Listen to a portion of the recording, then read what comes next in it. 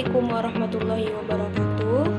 Perkenalkan, kami dari kelompok 7 yang beranggotakan Jessi Aini Syarah, yaitu saya sendiri, dan teman saya Fitra Rahmadani.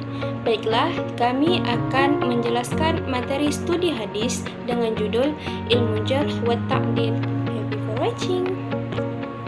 Latar belakang. Tidak semua hadis itu bersifat terpuji perawinya, dan tidak semua hadis-hadis itu bersifat dhaif perawinya.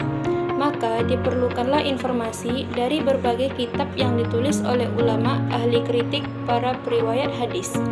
Kritikan para periwayat hadis itu tidak hanya berkenaan dengan hal-hal yang terpuji saja, tetapi juga mengenai hal-hal yang tercela. Hal-hal dapat dikemukakan untuk dijadikan pertimbangan dalam hubungannya dengan dapat atau tidak diterimanya riwayat hadis yang mereka riwayatkan. Pengertian al-jarh wa ta'dil.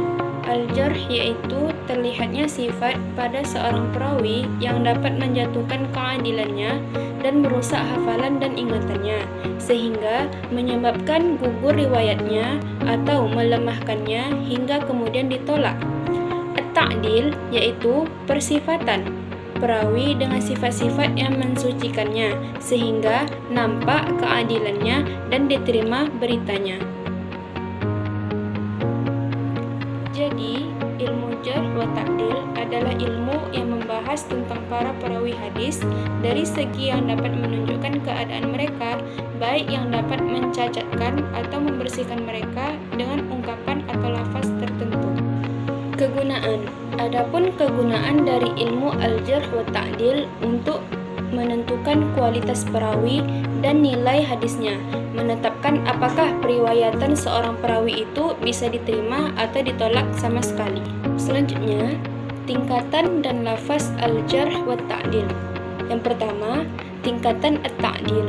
Yang paling teratas dalam pentakdilan atau dengan menggunakan wazan af'ala, dengan menggunakan ungkapan-ungkapan seperti fulan kepadanyalah puncak ketepatan dalam periwayatan, atau fulan orang yang paling kuat hafalan dan ingatannya, dengan menyebutkan sifat yang menguatkan kesiqahannya, keadilannya, dan ketepatan periwayatannya, baik dengan lafaz maupun dengan makna, seperti siqatun siqah atau siqah dan terpercaya, ma'mun.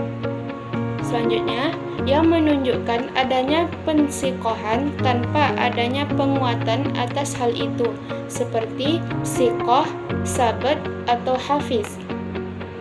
Berikutnya, yang menunjukkan adanya keadilannya dan kepercayaan tanpa adanya isyarat akan kekuatan hafalan dan ketelitian, seperti shadiq, mahaluhu as-siddiq, ia tempatnya kejujuran, atau la ba'sa bihi, tidak mengapa dengannya.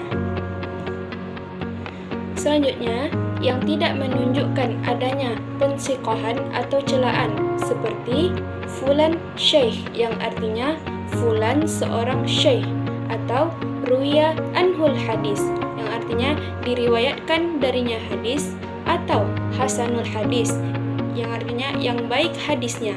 Selanjutnya, isyarat yang mendekati celaan jarh, seperti salihul hadis, yang artinya hadisnya lumayan, atau yuktabu hadisuhu, yang artinya ditulis hadisnya. Selanjutnya, untuk hukum tingkatan at-ta'dil. Yang pertama, untuk tiga tingkatan pertama dapat dijadikan hujjah meskipun sebagian mereka lebih kuat dari sebagian yang lain. 2. Untuk tingkatan keempat dan kelima tidak bisa dijadikan hujjah, tetapi hadis mereka boleh ditulis dan diuji kedabitan mereka dan dibandingkan hadis mereka dengan hadis-hadis para siqah yang lebih. Jika sesuai dengan hadis mereka, maka bisa dijadikan hujjah, dan jika tidak sesuai, hadis pun ditolak. 3. Untuk tingkatan ke-6 tidak bisa dijadikan sebagai hujjah, tetapi hadis mereka ditulis untuk dijadikan sebagai pertimbangan saja, bukan untuk pengujian, tetapi karena mereka tidak mau. 2. Tingkatan al-jarh. Untuk tingkatan pertama yang menunjukkan adanya kelemahan dan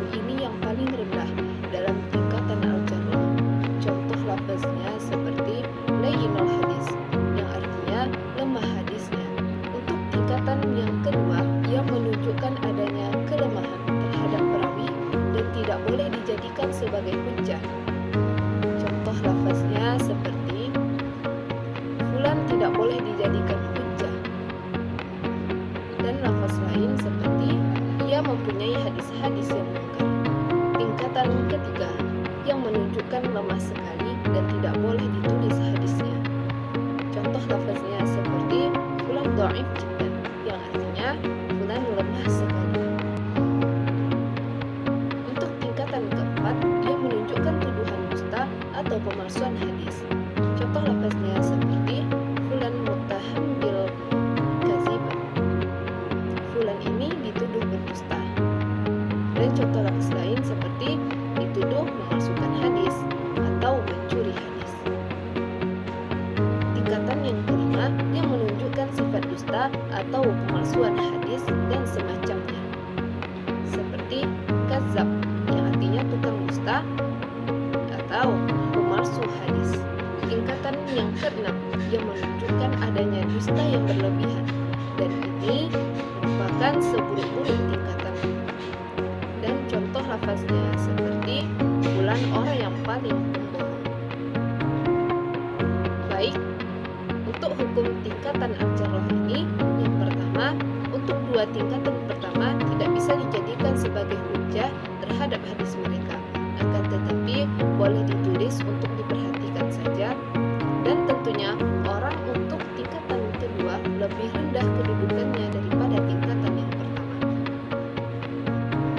Dan yang kedua, untuk 4 tingkatan terakhir tidak boleh dijadikan sebagai hujjah, tidak boleh ditulis dan tidak dianggap sama sekali.